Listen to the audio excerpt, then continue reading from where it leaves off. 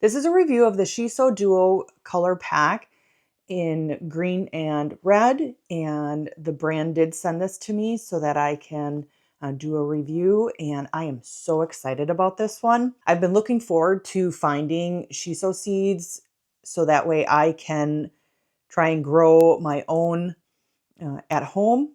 And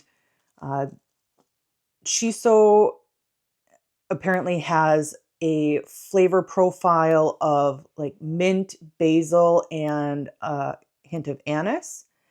And this is once germinated, it is a very prolific type plant that self sows very easily.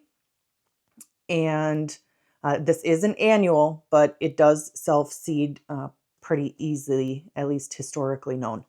These particular seeds are non-GMO. They are heirloom variety. And so what that means is you can take the seeds and they are true to seed, and you can take the seeds and plant them again. Shiso is also known as Perilla, and it is very widely used in Asian cuisine, and particularly the green for fresh eating, and then the red for like pickling or in beverages.